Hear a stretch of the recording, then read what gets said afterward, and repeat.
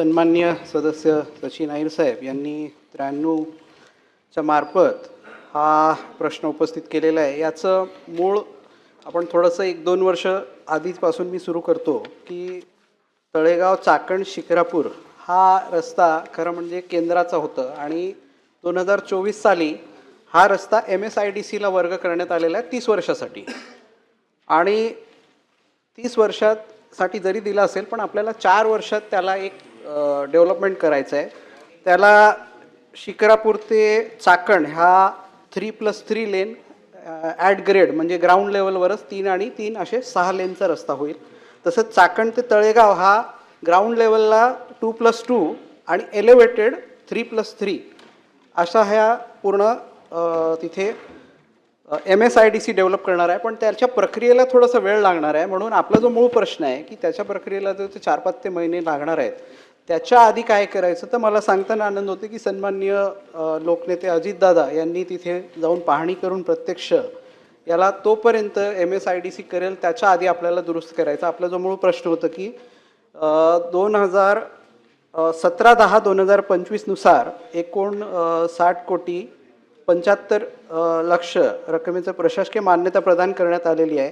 डिसेंबरचा जो अर्थसंकल्प झाला होता त्याच्यात त्याला 16 कोटी तेवढा आपण तिथे दिलेला आहे।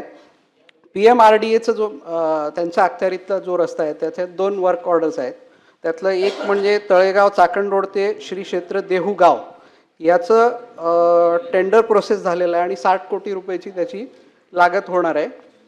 तसेच तळेगाव चाकण रोड ते खालुमरे ते सावरदरी रस्त्याचे कामाचे याची कार्यारंभाची आदेश आपल्याला 27/2/2026 रोजी दिलेली आहे आणि याचं 1 वर्षाचं लिमिट आहे। 1 वर्षाच्या आत हा PMRDने पूर्ण करण्याची तिथे आपण त्याच्यात नमूद केलेलं आहे।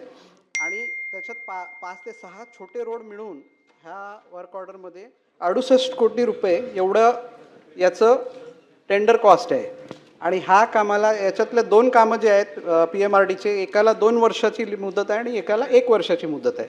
आणि अधिकची माहिती जे आपण म्हणतायत की एक बैठक लावावे, तर निश्चितपणे आपण ती बैठक लावू आणि त्याच्यात ते टॉयलेटची व्यवस्था असेल, आज जे तिथे पॉट होल्सची दुरुस्ती चालू आहे, हा टॉयलेट तयार करायची असेल त्याच्या संदर्भात बैठक निश्चितपणे घेऊ आणि याच्यात निधी कुठल्याही प्रमाणे याच्यात कमी पडणार नाही अशी रस्ता कधी पूर्ण होईल?